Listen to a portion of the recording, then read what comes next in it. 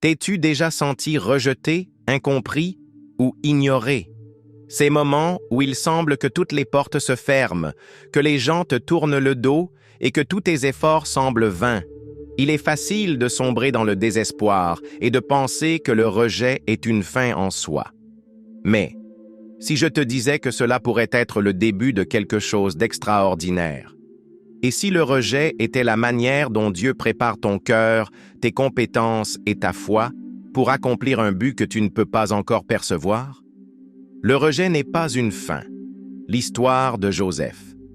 La vie de Joseph, relatée dans le premier livre de la Bible, témoigne de la manière dont Dieu peut transformer le rejet en une opportunité pour réaliser un plan supérieur. Alors qu'il n'était qu'un jeune homme, Joseph a été rejeté par ses propres frères. Poussé par l'envie, ils l'ont vendu comme esclave. Pour lui, ce moment a dû sembler être la fin de tout ce qu'il connaissait et aimait. Cependant, cet échec apparent n'était que le commencement d'un plan divin. T'es-tu déjà trouvé face à une situation qui semblait injuste ou imméritée? L'histoire de Joseph nous invite à réfléchir sur la façon dont même les circonstances les plus difficiles peuvent faire partie d'un dessein plus grand. En Égypte, Joseph n'a pas laissé le ressentiment définir son attitude. Malgré la trahison et la séparation d'avec sa famille, il s'est distingué par son dévouement et sa fidélité. D'abord dans la maison de Potiphar, puis en prison. Cet exemple puissant nous enseigne que notre réponse face au rejet peut déterminer notre avenir. Plutôt que de s'abandonner à l'apitoiement, Joseph a choisi d'exceller dans tout ce qu'il entreprenait. Si tu fais face à un rejet, réfléchis à la manière dont tu pourrais investir ton énergie pour grandir et t'améliorer au lieu de te concentrer sur la douleur de la perte. Comme Joseph, tu pourrais être en train de semer les graines d'un changement transcendantal. Lorsque le Pharaon fit des rêves que personne ne pouvait interpréter, Joseph fut appelé grâce à sa réputation d'interprète. À partir de ce moment, sa vie prit un tournant extraordinaire. Il passa d'un prisonnier à devenir le deuxième homme le plus puissant d'Égypte, chargé de préparer le pays à 7 années d'abondance, suivies de 7 années de famine. Qui aurait pu imaginer que ce jeune homme rejeté et vendu serait responsable de sauver toute une nation? Son histoire nous rappelle qu'importe jusqu'où l'on tombe, il y a toujours une place pour que Dieu nous relève. Joseph, au final, eut l'opportunité de retrouver ses frères, non comme un esclave ou un jeune homme désespéré, mais comme un leader plein de grâce. Au lieu de se venger, il choisit le pardon, montrant un cœur transformé par la foi. Cet acte de réconciliation est une invitation pour nous à lâcher prise sur la douleur et à croire que tout rejet peut être utilisé pour le bien. L'histoire de Joseph n'est pas seulement un récit du passé, elle est un guide pour affronter les défis d'aujourd'hui avec espoir et détermination. La force de rester ferme, Noé face à un monde qui rejette, Noé vivait à une époque où la corruption et la méchanceté semblaient dominer. Imagine comment il a dû se sentir en étant le seul à entendre la voix de Dieu et à agir avec obéissance alors que les autres se moquaient de lui. Dieu lui demanda de construire une arche pour sauver sa famille et les animaux, ce qui semblait absurde à une époque où il n'y avait aucun signe visible de déluge. Noé affronta le rejet, les critiques et l'isolement, mais il ne permit pas à cela d'affaiblir sa foi ni son objectif. Cet exemple nous rappelle que parfois, la majorité peut avoir tort, et suivre le bon chemin exige courage et détermination. La construction de l'arche ne fut ni rapide ni facile.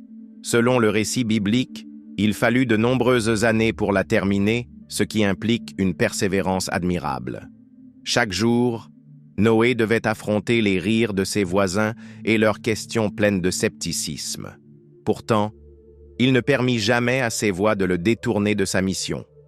Combien de fois abandonnons-nous nos objectifs parce que nous craignons ce que les autres pourraient penser? Noé nous invite à réfléchir à l'importance de nous concentrer sur ce que nous savons être juste, même lorsque personne d'autre ne le comprend. Le déluge arriva, comme Dieu l'avait annoncé, et les eaux recouvrirent toute la terre. Seuls ceux qui se trouvaient dans l'arche avec Noé survécurent. Ce moment marqua non seulement l'accomplissement des paroles de Dieu, mais aussi la récompense pour la fidélité de Noé. C'est une leçon sur la manière dont l'effort soutenu, fondé sur la foi, peut produire des fruits bien plus grands que ce que nous imaginons. Si aujourd'hui tu fais face à un défi qui semble interminable, pense à comment l'engagement de Noé l'a conduit à sauver non seulement sa famille, mais aussi l'avenir de l'humanité. Lorsque le déluge cessa et que les eaux baissèrent, Noé fut témoin d'un nouveau départ. Dieu fit une alliance avec lui et plaça un arc-en-ciel dans le ciel comme signe de sa promesse. Cet acte symbolise que, bien que le rejet et les épreuves puissent sembler accablants, il y a toujours de l'espoir au bout du chemin. La vie de Noé nous rappelle que notre persévérance peut ouvrir la porte à des opportunités uniques. Tout comme Noé ne s'est pas laissé abattre, tu peux toi aussi rester ferme dans tes convictions, sachant que les efforts d'aujourd'hui ont un but éternel. L'appel de Dieu ne dépend pas de l'approbation humaine. David et Goliath. David, étant le plus jeune de ses frères et seulement un berger, n'a jamais été considéré comme quelqu'un destiné à accomplir de grandes choses. Cependant, lorsque l'armée d'Israël s'est retrouvée face au géant Goliath, c'est ce jeune homme qui a décidé de se porter volontaire. Avant de l'affronter, même ses propres frères et le roi Saül doutaient de ses capacités. Qui aurait pu imaginer qu'un simple berger deviendrait le héros de son peuple? Ce récit nous enseigne que l'appel de Dieu dans notre vie ne dépend pas de ce que les autres pensent de nous, mais de notre volonté de lui obéir. Le courage de David ne provenait pas d'une confiance en lui-même, mais de sa foi en Dieu, qui, il en était sûr, serait à ses côtés. Alors que l'armée d'Israël tremblait de peur, David se souvenait des moments où Dieu l'avait aidé à protéger ses brebis des lions et des ours. Pour lui, Goliath n'était pas différent. Ce genre de foi pratique nous inspire à considérer nos batailles actuelles comme des occasions de nous rappeler comment nous avons surmonté des obstacles par le passé. Si tu fais face à quelque chose qui semble impossible, réfléchis à ces moments où ta foi t'a soutenu et fais confiance au fait que ce même pouvoir est encore avec toi aujourd'hui. Lorsque David affronta Goliath, il refusa l'armure et les armes que le roi Saül lui offrit. À la place, il prit une fronde, 5 pierres lisses et sa confiance en Dieu. Cette décision nous enseigne que nous n'avons pas besoin d'imiter les méthodes des autres pour réussir. Parfois, ce qui semble insignifiant aux yeux des hommes est précisément ce que Dieu utilise pour se glorifier. Si tu as déjà eu l'impression de ne pas avoir ce qu'il faut pour surmonter un défi, souviens-toi que ce que tu tiens entre tes mains peut être suffisant lorsque cela est dans les mains de Dieu. Avec une seule pierre, David vainquit le géant et changea l'histoire d'Israël. Cet acte de foi ne l'éleva pas seulement en tant que leader, mais montra également que le courage et l'obéissance peuvent surmonter n'importe quel obstacle. L'histoire de David nous encourage à cesser de chercher l'approbation des autres et à nous concentrer sur l'accomplissement du dessein divin dans notre vie. Comme lui, tu peux aussi affronter les géants de ta vie, en ayant foi que le pouvoir de Dieu fera la différence dans chaque bataille. Quand ta foi est mise à l'épreuve, l'histoire de Job. L'histoire de Job est l'un des récits les plus émouvants des Écritures. Cet homme était prospère, juste et craignait Dieu, mais en un clin d'œil, il perdit tout. Sa richesse, ses enfants et sa santé. La tragédie qu'il affronta aurait pu briser n'importe qui, mais Job s'accrocha à sa foi, même s'il ne comprenait pas pourquoi ces choses lui arrivaient. Ses amis, au lieu de le réconforter, l'accusèrent d'avoir péché et d'être responsable de son malheur. T'es-tu déjà senti, dans tes moments les plus sombres, abandonné par ceux en qui tu avais confiance? Job nous montre que, même lorsque les voix autour de nous accusent, notre foi peut être notre refuge. Job n'était pas un homme parfait, mais son honnêteté avec Dieu était admirable. Dans sa douleur, il parla ouvertement avec le Créateur, posant des questions, se lamentant et cherchant des réponses. Cet exemple nous invite à être authentiques dans notre relation avec Dieu, surtout en temps d'épreuve. Souvent, nous pensons devoir montrer une façade de force, mais Job nous rappelle que Dieu valorise l'authenticité par-dessus tout. Si tu traverses une épreuve, prends le temps de prier sincèrement, d'exprimer tes sentiments et de faire confiance au fait qu'il entend même tes soupirs les plus profonds. Au milieu de sa souffrance, Job reçut une leçon profonde sur la souveraineté de Dieu. À travers un dialogue direct, Dieu lui montra l'étendue de sa puissance et de sa sagesse, lui faisant comprendre qu'il y a des choses qui échappent à la compréhension humaine. Parfois, face aux épreuves, nous cherchons désespérément des explications. Cependant, l'histoire de Job nous enseigne que faire confiance au plan divin, même sans réponse claire, peut t'apporter la paix. Si aujourd'hui tu fais face à une situation inexplicable, réfléchis à la manière dont la foi en un dessein supérieur peut alléger ton fardeau. Le rejet de Moïse et son retour en tant que libérateur Moïse est une figure emblématique des Écritures, mais son chemin vers le leadership fut semé d'embûches, à commencer par son propre rejet. Ayant grandi comme un prince en Égypte, Moïse prit la décision de défendre son peuple, les Israélites. Cependant, sa tentative de justice le conduisit à commettre un meurtre, l'obligeant à fuir dans le désert. Imagine comment il a dû se sentir en passant d'un homme influent à un étranger rejeté et oublié. Cette période d'isolement nous rappelle que parfois, les moments les plus sombres préparent le terrain pour les appels les plus grands. Pendant 40 années, Moïse vécut comme berger dans le désert de Madian, loin de l'opulence et du pouvoir de l'Égypte. Bien qu'il semblait que sa vie avait pris un tournant définitif, Dieu avait d'autres plans. À travers le buisson ardent, Dieu lui révéla son dessein, libérer les Israélites de l'esclavage. Moïse, au départ, douta de sa capacité à accomplir cette mission. N'est-il pas courant que nous aussi, nous nous questionnions face à des tâches qui semblent hors de notre portée? Cependant, Dieu ne choisit pas ceux qui sont capables, il rend capables ceux qu'il choisit. Lorsque Moïse retourna en Égypte, il affronta non seulement le rejet du Pharaon, mais aussi les doutes de son propre peuple. Chaque plaie envoyée par Dieu fut un signe de sa puissance et de son engagement envers la libération d'Israël. Mais Moïse dut persévérer malgré l'opposition, en ayant foi que Dieu accomplirait sa parole. Ce récit nous enseigne que, bien que le chemin puisse être parsemé d'obstacles, la fidélité et l'obéissance nous mènent à accomplir des desseins supérieurs. Si aujourd'hui tu fais face à un rejet ou une résistance, souviens-toi que chaque pas en avant fait partie d'un plan divin plus grand. La sortie des Israélites d'Égypte, un nouveau départ pour Moïse et son peuple. La sortie des Israélites d'Égypte marqua le début d'une nouvelle étape pour Moïse et pour son peuple. Bien qu'ils aient affronté de nombreux défis en chemin, Moïse devint un leader qui guida son peuple avec patience et une grande confiance en Dieu. Sa vie nous rappelle que le rejet n'a pas le dernier mot et que, même lorsque nous avons échoué, Dieu peut nous utiliser pour accomplir de grandes choses.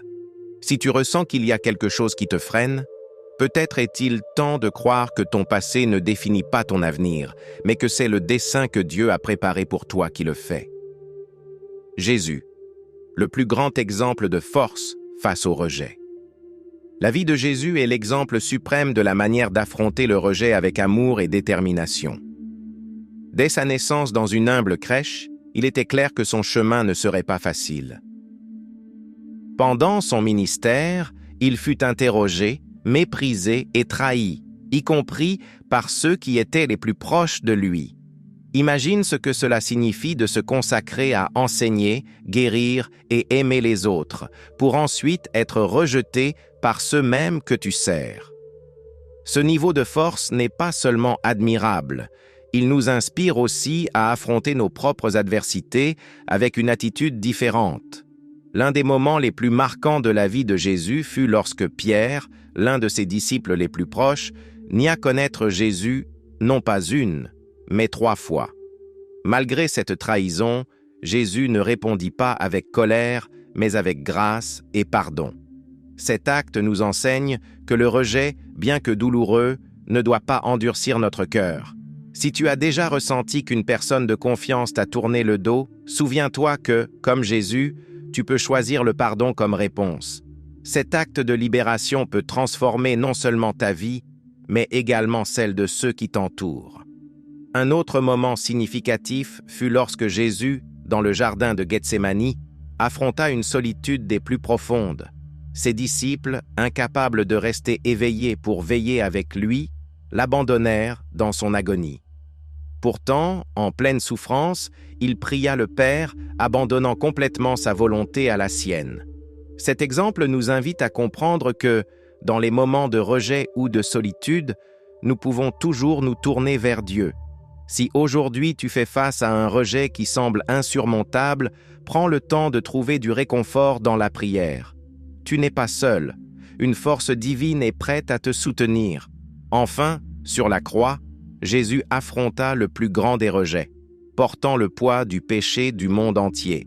Mais même dans ce moment ultime, il exprima de l'amour en demandant pardon pour ceux qui le crucifiaient.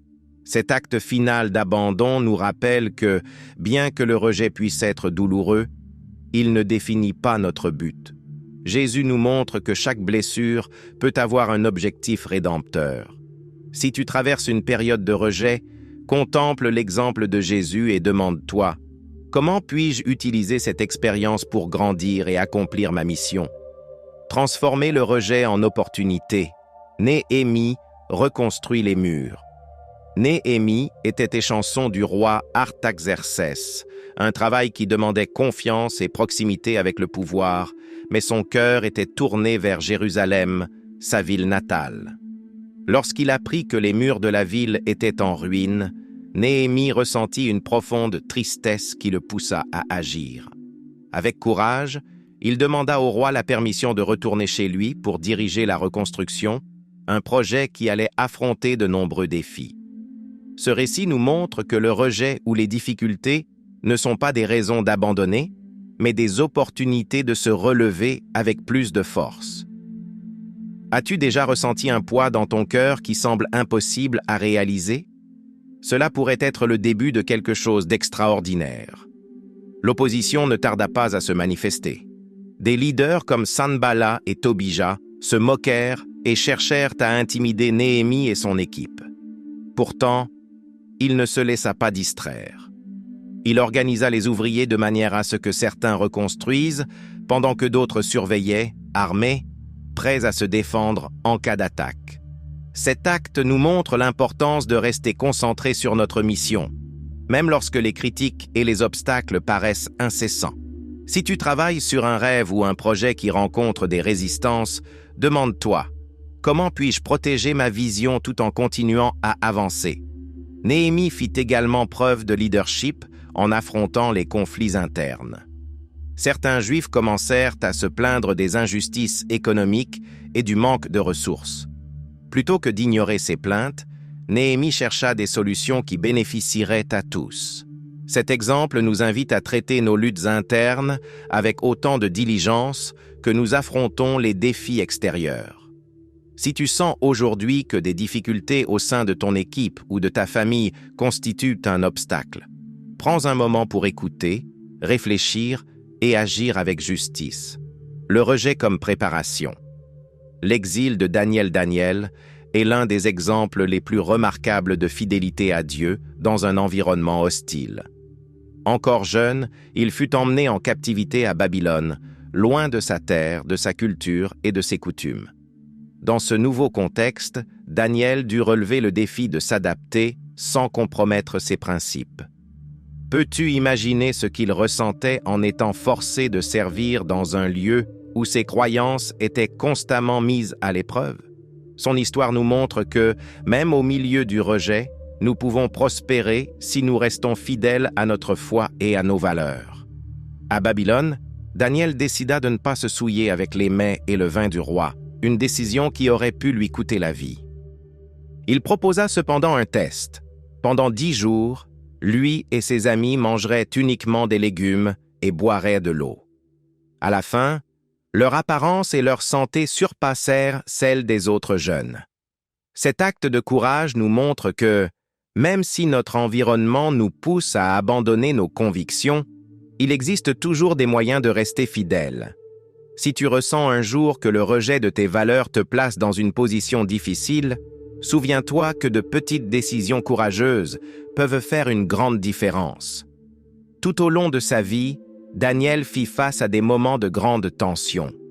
L'un des plus marquants fut lorsqu'il fut jeté dans la fosse aux lions pour avoir continué à prier Dieu, malgré un décret qui l'interdisait. Sa foi inébranlable fut récompensée lorsque Dieu ferma la gueule des lions, le protégeant de tout mal. Cette histoire démontre non seulement la puissance de Dieu, mais aussi la manière dont la fidélité peut devenir un témoignage pour ceux qui nous entourent. Si tu traverses une situation qui semble dangereuse ou insurmontable, demande-toi, comment puis-je garder ma confiance en Dieu pendant cette épreuve? Ruth. Comment le rejet peut ouvrir des portes inattendues? Ruth est un exemple inspirant de la manière dont la fidélité et la détermination peuvent transformer une situation de perte et de rejet en un avenir plein de sens. Son histoire commence dans un contexte sombre, la mort de son mari et l'option de retourner dans sa terre natale, laissant derrière elle sa belle-mère, Noémie. Cependant, Ruth fit un choix surprenant. Rester avec Noémie et l'accompagner à Bethléem, un lieu inconnu pour elle. Ce choix, motivé par l'amour et la loyauté, nous rappelle que, parfois, les décisions les plus difficiles nous mènent aux chemins les plus inattendus. Lorsque Ruth arriva à Bethléem, elle dut faire face à la réalité d'être une étrangère dans une terre où elle ne connaissait personne. Pour subvenir à ses besoins et à ceux de Noémie, elle commença à glaner des épis dans les champs, une tâche humble et difficile. Cependant, c'est dans ce contexte qu'elle rencontra Booz, un homme intègre qui non seulement la traita avec respect, mais reconnut également son courage et sa valeur. Cette rencontre nous enseigne qu'il existe, même dans les circonstances les plus humbles, des opportunités pour que notre fidélité soit remarquée et récompensée. T'es-tu déjà senti invisible dans tes efforts? L'histoire de Ruth nous rappelle que quelqu'un observe toujours. L'engagement de Ruth envers Noémie et sa volonté de travailler dur ouvrirent des portes qu'elle n'aurait jamais imaginées. Booz, impressionné par son caractère, décida de la racheter comme épouse, assurant ainsi non seulement son avenir, mais aussi celui de Noémie. Ce dénouement montre que Dieu peut utiliser nos choix empreints de fidélité pour transformer nos vies de manière inimaginable. Si aujourd'hui tu fais face à un rejet ou à une perte, réfléchis à la manière dont ton attitude et tes décisions pourraient préparer le chemin pour quelque chose de nouveau et de beau. Le rejet ne définit pas ton but. L'histoire de Gédéon est une preuve vivante que Dieu peut utiliser quelqu'un considéré comme insignifiant pour accomplir de grandes choses. Lorsqu'on le rencontre pour la première fois, il est caché, battant du blé dans un pressoir pour le protéger des Madianites. C'était un homme qui ne se voyait pas comme un leader, et encore moins comme un guerrier. Même lorsque l'ange de Dieu l'appela vaillant guerrier, sa réponse fut un mélange de doute et de dévalorisation personnelle. T'es-tu déjà senti incapable de relever un défi parce que tu pensais ne pas être à la hauteur? Gédéon nous rappelle que Dieu voit en nous ce que nous ne pouvons pas encore voir. Avant de diriger Israël, Gédéon dut surmonter ses propres peurs. Il demanda à Dieu des signes, non pas une fois, mais 2 fois, pour confirmer son appel. On pourrait critiquer son insécurité, mais qui n'a jamais cherché des certitudes en pleine incertitude? Dieu ne le rejeta pas pour ses doutes, mais lui donna la confirmation dont il avait besoin pour avancer. Cet acte nous enseigne que la foi ne signifie pas toujours l'absence de doute, mais le courage d'avancer malgré eux. Si aujourd'hui tu fais face à une situation qui semble impossible, souviens-toi que tu peux demander des directions et du soutien divin, comme Gédéon l'a fait. Lorsque le moment arriva d'affronter les Madianites, Dieu réduisit l'armée de Gédéon de 32 000 hommes à seulement 300. Cet acte apparemment insensé avait un but, démontrer que la victoire ne dépendait pas de la force humaine, mais du pouvoir de Dieu. La stratégie de Gédéon, qui consistait à attaquer avec des cruches brisées, des torches et des trompettes, semblait absurde d'un point de vue militaire, mais c'est précisément cette obéissance qui mena au triomphe. Si un jour tu as été rejeté pour ne pas avoir suivi les voies conventionnelles, Gédéon t'encourage à croire que ce qui est différent peut aussi être efficace lorsqu'il est guidé par un dessein supérieur. Quand des portes se ferment, la foi de Paul et Silas en prison. Paul et Silas nous offrent l'une des leçons les plus puissantes sur la manière de transformer le rejet et l'adversité en une opportunité pour glorifier Dieu. Après avoir prêché à Philippe, ils furent emprisonnés injustement pour avoir libéré une jeune fille d'un esprit de divination. Ils furent battus et jetés dans le cachot le plus sombre, les pieds immobilisés dans des entraves. Dans ces conditions, n'importe qui aurait sombré dans le désespoir et l'amertume. Mais eux choisirent une autre voie. Ils prièrent et chantèrent des hymnes à Dieu, remplissant la prison de louanges. As-tu pensé à la manière dont tu peux répondre avec foi dans les circonstances les plus difficiles? Au milieu de la nuit, alors qu'ils chantaient, un tremblement de terre secoua les fondations de la prison. Les portes s'ouvrirent et les chaînes de tous les prisonniers tombèrent. Pourtant, Paul et Silas ne s'enfuirent pas, ce qui surprit le geôlier, prêt à se suicider en croyant avoir échoué dans son devoir. Au lieu de profiter de l'occasion pour fuir, Paul et Silas restèrent, montrant un caractère et une confiance en Dieu qui transformèrent la situation. Cet acte nous rappelle que nos actions en période d'épreuve peuvent être un témoignage pour les autres. Le geôlier, impressionné par la foi et l'intégrité de ces hommes, demanda ce qu'il devait faire pour être sauvé. Paul lui répondit avec simplicité et clarté.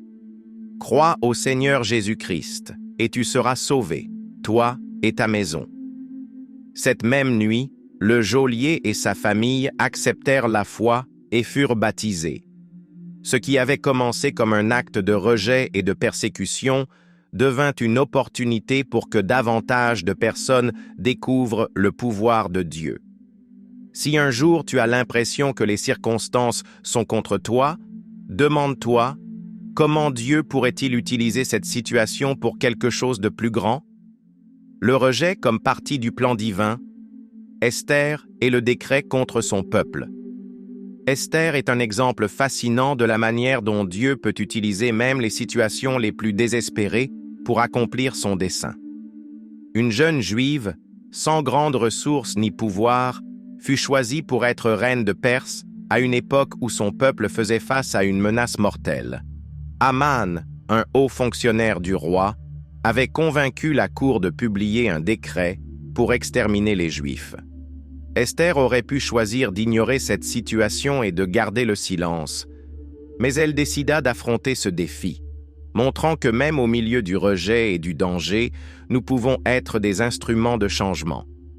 Avant d'agir, Esther demanda à son peuple de jeûner et de prier pour elle pendant 3 jours. Ce geste nous enseigne l'importance de rechercher une direction divine avant de relever nos défis. Si tu traverses une situation compliquée, prends le temps de réfléchir, prier et demander la sagesse. Esther savait que s'approcher du roi sans être appelée pouvait lui coûter la vie, mais elle comprit qu'elle était dans cette position pour une raison plus grande.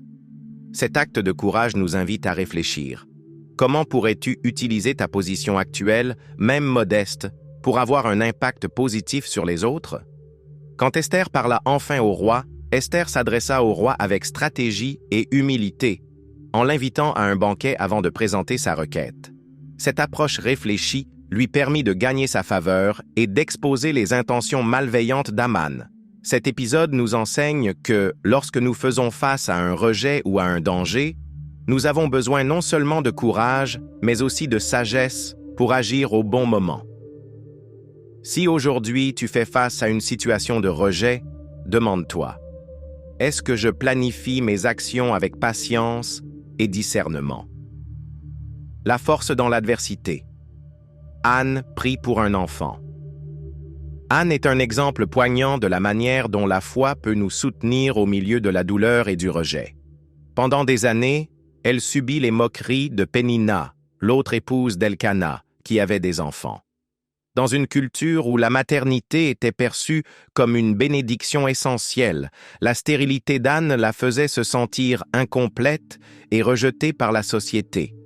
Cependant, au lieu de se laisser envahir par l'amertume, Anne s'adressa à Dieu, avec une prière empreinte de sincérité et d'espoir. Son histoire nous invite à réfléchir. Comment réagissons-nous face au rejet ou lorsque nos prières semblent rester sans réponse? Lors d'une de ses visites au temple, Anne pria avec une telle ferveur que le prêtre Élie pensa qu'elle était ivre. Mais au lieu de s'offenser face à ce malentendu, Anne expliqua sa douleur et son désir profond d'avoir un enfant. Ce moment nous enseigne que la vulnérabilité devant Dieu et l'humilité envers les autres peuvent ouvrir des portes à de nouvelles possibilités. Si aujourd'hui tu fais face à une situation qui semble sans issue, pense à exprimer tes sentiments avec sincérité dans tes prières et à avoir confiance que Dieu entend chaque mot, même ceux que tu n'arrives pas à prononcer. Dieu répondit à la prière d'Anne et lui donna un fils qu'elle nomma Samuel. Mais son histoire ne s'arrête pas là. Anne tint sa promesse et offrit Samuel pour qu'il serve au temple, témoignant ainsi d'une foi et d'un engagement extraordinaire. Cet acte de dévotion nous rappelle que, lorsque nous recevons des réponses à nos prières, nous devons également être prêts à honorer Dieu avec ce que nous avons reçu. Si tu attends une réponse à une prière importante, demande-toi, suis-je prêt à répondre avec gratitude et action lorsque Dieu m'accordera ce dont j'ai besoin? Le but de Dieu derrière le rejet, Élie et le mont Horeb. Élie est une figure emblématique qui montre que même les plus forts peuvent traverser des moments de profonde désespérance. Après une grande victoire contre les prophètes de Baal sur le mont Carmel, où la puissance de Dieu fut manifeste, Élie s'enfuit dans le désert après avoir reçu des menaces de mort de la reine Jézabel. Isolé et épuisé, il atteignit le mont Horeb avec un cœur rempli de désespoir, allant jusqu'à demander à Dieu de lui ôter la vie. Cet épisode nous rappelle que le rejet et l'adversité peuvent nous conduire aux points les plus bas, mais aussi aux moments les plus transformateurs. Au mont Horeb, Dieu ne réprimanda pas Élie pour son découragement. Au contraire, il lui envoya de quoi se nourrir et se reposer, montrant ainsi qu'il connaît nos besoins avant même que nous les exprimions. Ensuite, dans une caverne, Dieu parla à Élie, non pas à travers un grand vent, un tremblement de terre ou un feu, mais par un doux murmure. Ce moment nous enseigne que, bien que nous cherchions souvent des réponses dans des manifestations spectaculaires, Dieu nous parle souvent dans le calme. Si tu fais face à une période de rejet ou de confusion, réfléchis à la manière dont tu peux créer un espace pour entendre cette voix douce qui apporte paix et clarté. Dieu rappela à Élie qu'il n'était pas seul, en lui révélant qu'il y avait 7000 personnes en Israël qui n'avaient pas fléchi le genou devant Baal. Cette révélation nous montre que le rejet et l'isolement peuvent brouiller notre perspective, nous faisant croire que nous sommes plus seuls que nous le sommes réellement. Si tu as déjà ressenti que personne ne comprenait ta situation, pense à la manière dont Dieu pourrait préparer des connexions inattendues pour te renforcer dans ton cheminement. Comment le rejet peut être un outil de Dieu pour ta croissance? Le rejet, bien que douloureux, peut être un outil que Dieu utilise pour nous façonner et nous préparer à quelque chose de plus grand. Tout au long des Écritures, nous voyons des exemples d'hommes et de femmes qui ont affronté le rejet et l'adversité, pour découvrir que ces moments difficiles faisaient partie d'un plan divin. Lorsque nous faisons face au rejet, notre première réaction est souvent la douleur ou la frustration. Cependant, cela peut être le moment parfait pour réfléchir à la manière dont Dieu agit dans nos vies. T'es-tu déjà demandé si le rejet pouvait être une façon de rediriger tes pas vers quelque chose de meilleur? Un exemple clair est celui de Joseph, vendu par ses frères, et qui finit par devenir le deuxième personnage le plus puissant d'Égypte. Son rejet ne le définissait pas, mais le préparait à un dessein plus grand. De la même manière, les rejets que nous affrontons peuvent être des leçons déguisées qui nous enseignent la résilience, l'humilité et la dépendance envers Dieu. La clé est de ne pas nous laisser consumer par le rejet, mais de chercher comment nous pouvons apprendre et grandir à travers lui. Quel domaine de ta vie pourrait être renforcé par les défis que tu affrontes actuellement? Si ce message t'a touché et t'a aidé à voir tes défis sous un angle différent, ne le garde pas pour toi. Partage-le avec quelqu'un qui a besoin d'entendre ces paroles. Avant de partir, je t'invite à t'abonner à la chaîne et à activer les notifications pour continuer à apprendre comment le Seigneur agit dans nos vies, même dans les moments les plus difficiles.